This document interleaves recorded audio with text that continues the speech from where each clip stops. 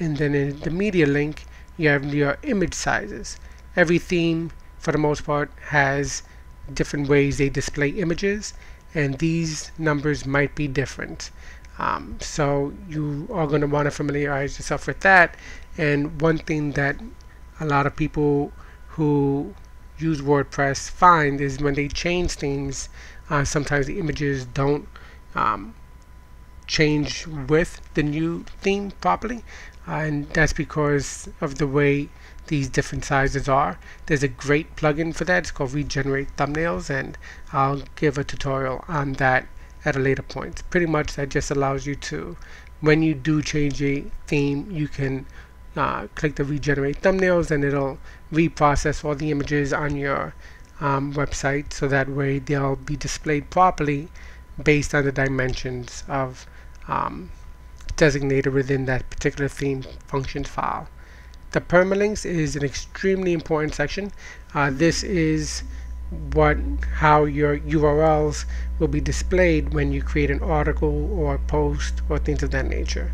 The default setting is what's called an ugly permalink or URL.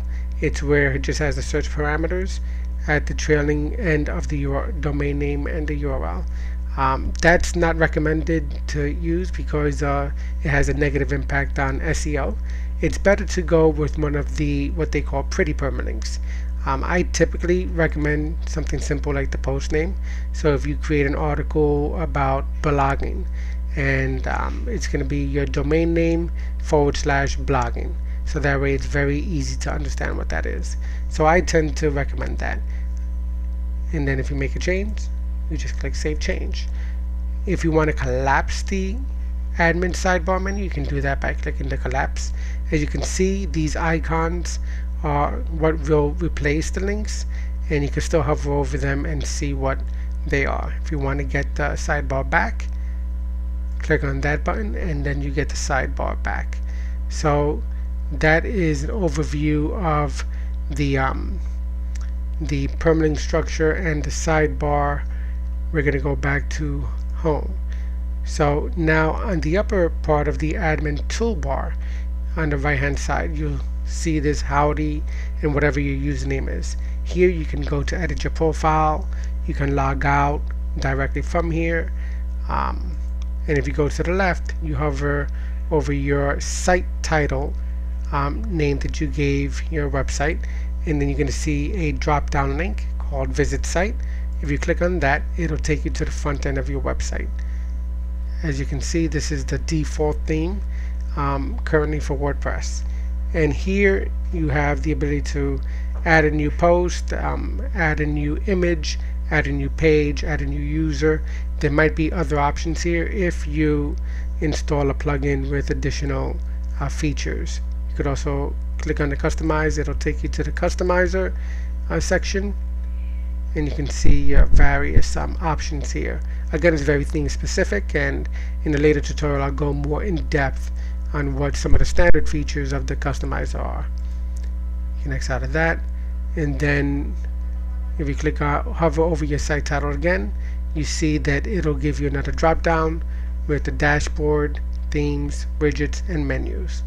So if you click on the dashboard, it takes you right back to the dashboard. So this link over here, this takes you to some more links about WordPress, WordPress.org, the documentation, the support forums, and if you have any feedback that you want to give to the WordPress team. So that's pretty much the admin dashboard of WordPress. This is where you'll spend a significant amount of your time installing themes, installing plugins, adding posts, adding pages, configuring your settings, things of that nature. Familiarize yourself with this section, and you will find that in a relatively short amount of time you'll be right at home.